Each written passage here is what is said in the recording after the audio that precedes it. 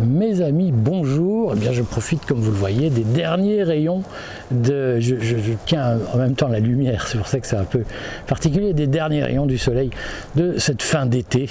Je vais vous parler de la carmondisation de la France aujourd'hui et je vais vous expliquer comment elle va se développer, s'accélérer dans les années à venir, notamment du fait des projets fiscaux qui émergent de toutes parts, mais surtout à gauche, y compris au Parti Socialiste, et qui sont des projets qui pourraient tout à fait voir le jour dans les semaines qui viennent. Voilà. Alors, je vais essayer de vous éviter les grandes théories économiques.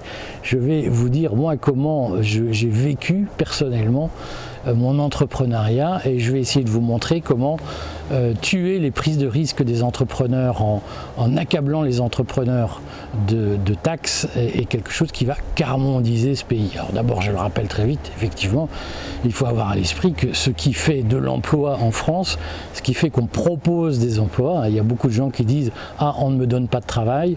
Alors le travail, ça se cherche, voilà, c'est comme l'or, ça ne se trouve pas sous le sabot d'un cheval, ça se cherche, mais enfin, s'il y a des offres d'emploi en France, c'est d'abord parce qu'il y a des très petites, des moyennes entreprises qui recrutent. Le principal ferment de l'emploi, le principal instrument de lutte contre le chômage en France, ce sont les très petites entreprises, les petites entreprises, donc les moins de 20, les moins de 50 et accessoirement les moins de 150 salariés. Donc c'est pas les grosses entreprises du CAC 40. Je sais que les Français sont tellement éloignés de l'entreprise désormais que quand on leur parle entreprise, ils imaginent tout de suite les grandes montagnes, les grands groupes internationaux. En réalité, celui qui fait de l'emploi au jour le jour, c'est le boulanger du coin, le plombier du coin. Là, je suis à Ville, comme vous le voyez. À Ville, par exemple, il y a une pénurie d'artisans qui fait que si aujourd'hui vous êtes plombier, vous vous installez à Ville, vous avez du travail dans la journée. Ce sont ces petites entreprises-là qui fonctionnent, ce sont ces petites entreprises-là qui recrutent. Poup, ça bouge. Un peu de vent. Donc ça, je vais vous parler des petits entrepreneurs parce que très souvent quand on parle des impôts, des dividendes, on croit qu'on parle des grands actionnaires qu'on voit dans les films de Jean Gabin avec un gros cigare et puis, c'est agaçant cette lumière, un gros cigare, une grosse limousine, un chauffeur qui vous attend et le gars il a un paquet d'actions comme ça dont il vit. Le dividende, pour beaucoup de Français qui ne connaissent rien à l'entreprise et qui n'épargnent pas sur les marchés, c'est ça. En réalité, le dividende, c'est la première source de revenus des entrepreneurs, du boulanger, de l'artisan du coin, du maçon, du petit commerçant qui a un magasin de chaussures avec 5 salariés. C'est ça, sa première source de revenus, ce sont les dividendes. Alors il se trouve qu'il est taxé, effectivement, comme le cadre sup qui se fait 20 000 balles par mois et qui nourrit son plan retraite avec des actions sur un compte titre qu'il met en assurance vie par exemple et qui produisent des dividendes, des actions du CAC 40. Mais en réalité, les actions du CAC 40, c'est un phénomène marginal. Le dividende, c'est d'abord le revenu que la part de bénéfice que le petit entrepreneur se verse à la fin de l'année pour assurer ses revenus, pour assurer sa subsistance et ses besoins. C'est ça le dividende. Et moi, je voudrais raconter quand même mes souvenirs, puisque vous savez, j'ai été longtemps fonctionnaire, j'ai travaillé dans le monde patronal, où j'étais une espèce de fonctionnaire patronal, j'étais un permanent syndical, comme on dit, hein, mais pour le patronat.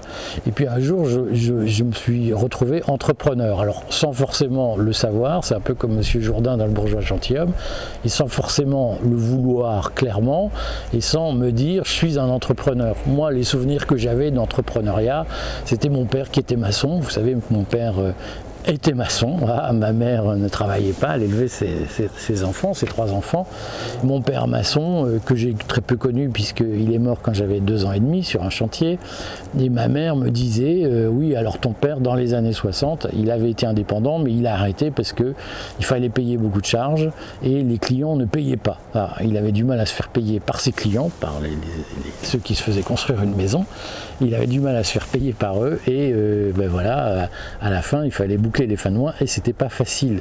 Je dis ça parce que beaucoup de gens, je l'entends, beaucoup de conservateurs que je crois très peu cultivés nous expliquent que la France des années 60 c'était une France bénie. Alors certes mon père était en Belgique, mais en Belgique dans les années 60 on vivait mieux qu'en France.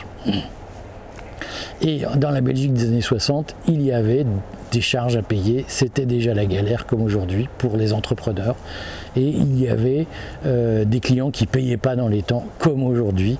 Donc je voudrais le redire, les années 60, ce n'était pas les années bénies qu'on nous décrit, il y avait aussi des emmerdements, voilà, des difficultés pour vivre. Et ceux qui nous expliquent « Ah, c'était le bon temps », renseignez-vous quand même, je le redis, la France de Gaulle, on nous parle d'une ineptie absolue qui est le gaullisme social, ça n'a jamais existé. La France de Gaulle, c'était des semaines de 48 heures avec des salaires si bas que le pays s'est arrêté de fonctionner en mai 68. Rappelons que le problème de mai 68, c'est la grève générale pour obtenir une augmentation des salaires et le patronat va proposer des augmentations extraordinaires de salaires en mai 68 pour sortir de la grève, ce qui était le signe que les salaires étaient très bas à l'époque et n'avaient rien à voir avec une espèce d'âge d'or qu'on nous présente aujourd'hui en nous disant la France d'aujourd'hui c'est terrible. Regardez l'épaisseur du code du travail à l'époque, je peux vous dire qu'on s'emmerdait beaucoup moins quand on était patron dans les années 60 sous le gaullisme social à protéger les salariés qu'aujourd'hui. Ne l'oublions pas. Mais enfin bon, moi les souvenirs de salariat que j'avais, enfin les connaissances de l'entrepreneuriat pardon que j'avais lorsque je suis devenu entrepreneur, c'était ça, c'est dur de se faire payer et je vous confirme qu'il y a des moments où c'est dur de se faire payer, puis il y a des charges à payer et effectivement là aussi moi je vois plein de salariés qui disent au patron faut être sympa avec nous, blablabla blablabla, et est-ce que l'employé URSSAF, le contrôleur URSSAF va être sympa avec moi si je paye en retard? Non, donc moi ma priorité c'est pas d'être sympa avec les salariés, redisons-le, mon métier c'est pas de protéger les salariés, je suis pas psy, mon métier c'est de gagner de l'argent avec mon activité et pour gagner de l'argent je dois payer des URSSAF et pour payer des URSSAF je dois faire un chiffre d'affaires et pour avoir un chiffre d'affaires eh bien il faut que les salariés qui travaillent le fassent au moins autant que moi et qu'ils rapportent plus qu'il ne coûte, sinon l'entreprise disparaît. Et le salarié qui coûte plus qu'il ne rapporte, quand on lui dit tu bosses pas bien, si vous dites tu me harcèles, il faut le mettre à la porte parce que effectivement s'il n'a pas compris que l'objectif de l'entreprise c'était de gagner de l'argent, eh bien on a un problème. Voilà, je sais, ce discours-là horrifie les gens, mais je vous parle de la vraie vie et de la réalité.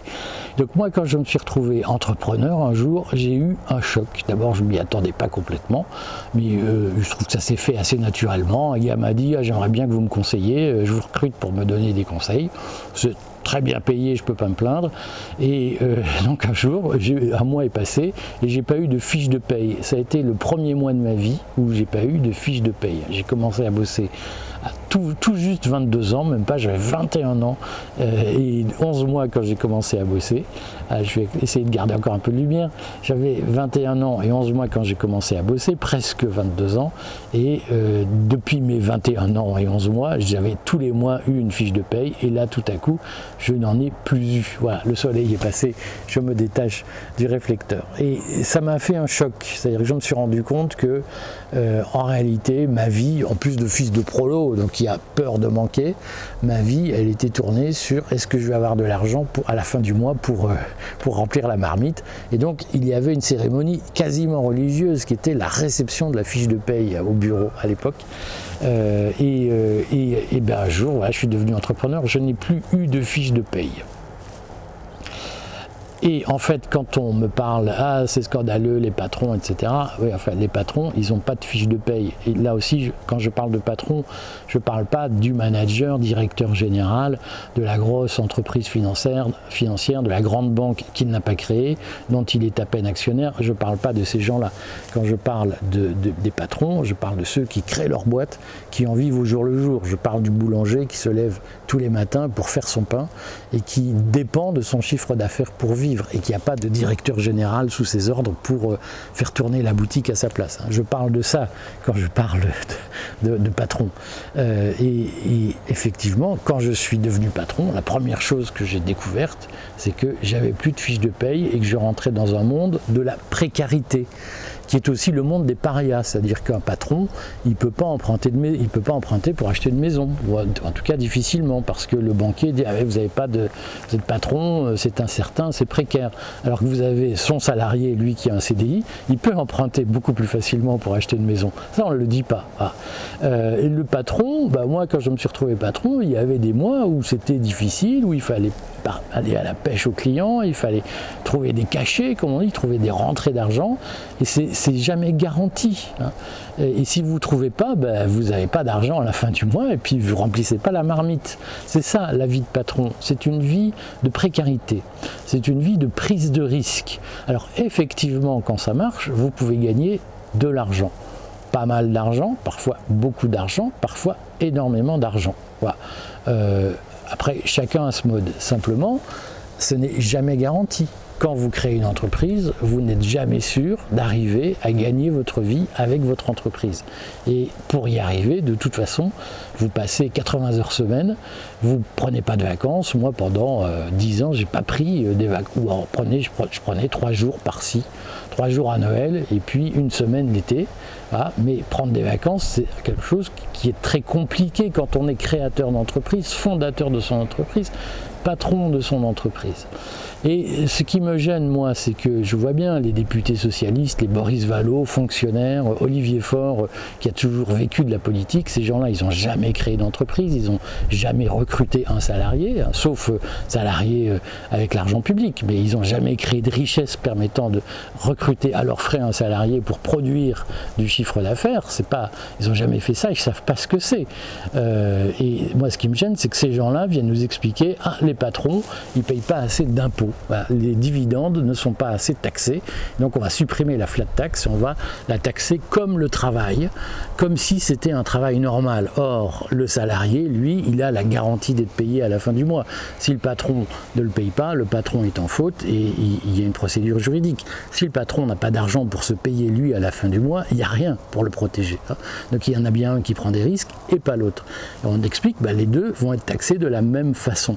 Ça veut dire quoi? Ça veut dire qu'il y a déjà en France énormément de patrons qui ont du mal à se rémunérer et qui se disent mais je serai en Italie, au Portugal, je serai en Bulgarie, je serai en Afrique, j'en connais beaucoup d'ailleurs qui se disent ça, en Afrique je serai beaucoup moins taxé, je m'en sortirai beaucoup mieux. Mais je vous parle de ça, je peux vous parler de la Grande-Bretagne à une époque qui est un peu passée de mode maintenant, je pourrais vous parler de la Russie, plein de gens disent mais en Russie je serai beaucoup moins taxé.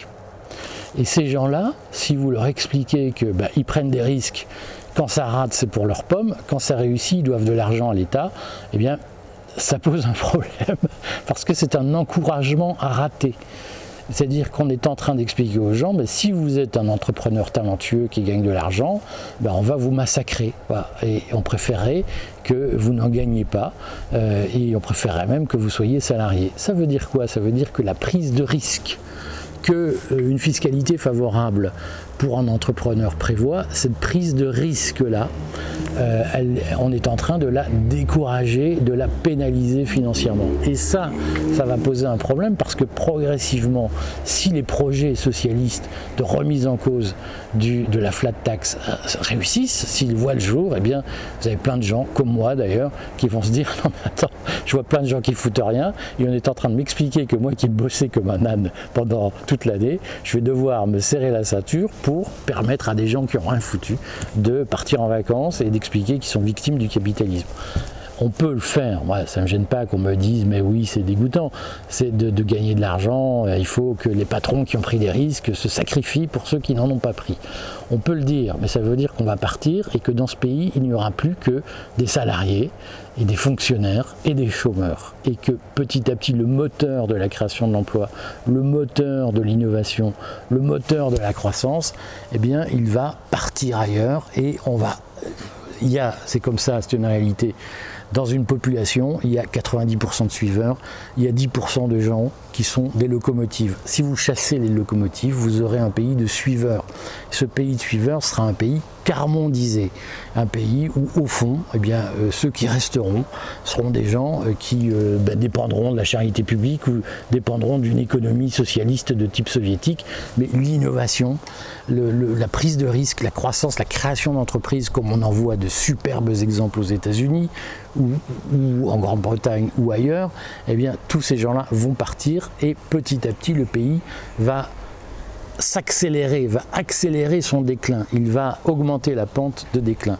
Ça ne se verra pas tout de suite, mais dans la durée, les forces vives vont partir et ne resteront que ceux qui attendent la sécurité et la protection. Et soit dit entre nous, c'est pas avec des gens qui se protègent qu'on gagne la guerre économique qui nous est aujourd'hui déclarée par Donald Trump, par les États-Unis, mais aussi par la Chine, par l'intelligence artificielle. Donc, il faut savoir ce qu'on veut. Si on veut gagner la guerre économique qui commence, est-ce qu'on veut faire fuir les combattants en leur disant « Tiens, on va remettre 10 kilos de plus dans ton barda pour que les gars de l'arrière, les planqués de l'arrière, puissent améliorer leur confort ». Ça n'a pas de sens, c'est ce qui va se passer. Après, lisez mon article sur mon Substack qui va avec cette vidéo, mais je vous rassure, je vais revenir dans le Courrier des Stratèges et on va reprendre la chaîne du Courrier des Stratèges. Edouard n'est pas très à l'aise avec la vidéo, donc il a interrompu le fonctionnement de cette chaîne, on va la reprendre. Et par ailleurs, lisez l'article que j'écris dans mon Substack, rejoignez la Liberty Academy, demandez-moi le guide libertarien des programmes politiques qui est gratuit, hein, écrivez à Académie de la Liberté 2025@gmail.com, vous aurez tout. Et on la lance, je lance cette académie le 14 septembre. Elle vous expliquera au jour le jour les conséquences non vues à ce stade des mesures d'égalité, de bien-être social, de protection sociale, de tout ce que vous voulez. Ces mesures, en réalité, sont des mesures d'appauvrissement du pays, d'appauvrissement dans la durée. Il faut le comprendre. Lisez, rejoignez cette Académie de la Liberté, et puis surtout comprenez que à un moment donné, quand moi j'ai commencé mes boîtes avec 10 000 balles en poche, j'arrive à en vivre 15 ans plus tard. Ça n'est pas tenable si vous êtes en permanence accablé d'impôts dès que vous gagnez un peu d'argent. Voilà. Et il n'est pas possible que vous viviez en permanence à faire vos semaines de 80 heures pour vous dire mais en fait ça ne sert qu'à nourrir les URSSAF. Voilà. Et dès que je sors, j'ai des tas de mecs qui me disent c'est patron, c'est salaud de patron, sauf que les URSSAF, l'argent que je veille aux URSSAF, que je verse aux URSSAF, il va dans la poche de ceux qui me traitent de salaud et moi j'ai rien. Cette vie-là n'est pas possible et il faut le comprendre parce que tôt ou tard, vous voyez bien que ce pays vit une phase de décrochage. Ce décrochage, il est dû à la perte de l'esprit d'entreprise, à la perte de l'esprit conquérant, et c'est pas avec des gens qui s'enferment dans la mode féodale, dans le village gaulois. Le village gaulois, c'est sympa, c'est marrant, en bande dessinée.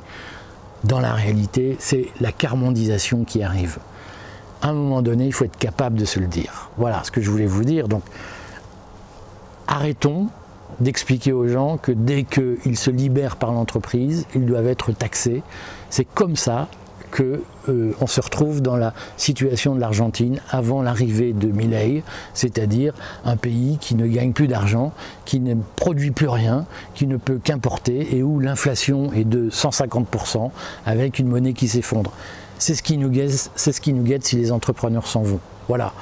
À un moment donné, je vous garantis que les entrepreneurs, les petits patrons, et je le redis, lisez dans mon article Substack, il y a une différence effectivement à traiter entre celui qui a des actions qu'il achète sur le CAC 40 et qui vit des dividendes. Aujourd'hui, il est fiscalement traité de la même façon que le petit patron qui crée sa boîte et qui en vit. C'est un problème, voilà, à traiter. Mais d'ici là, ayez conscience que l'augmentation de la taxe sur le capital, ça va faire fuir les gens qui vous nourrissent, qui vous recrutent, qui vous permettent d'espérer encore une croissance économique. On se retrouve et puis réagissez, mais je le redis, tous les commentaires qui commencent par « vous êtes à côté de la plaque », tous les commentaires qui visent la personne et pas les idées, je les vire parce que c'est insupportable. Voilà, la haine de la vachie, ça ne m'intéresse pas, vous polluez cette chaîne. Allez sur les chaînes Lidl où on adore ça, mais sur cette chaîne, ce qui est intéressant, ce sont les débats constructifs autour des idées et certainement pas les attaques personnelles. Je le redis, critiquer, ce n'est pas dénigrer. À bientôt.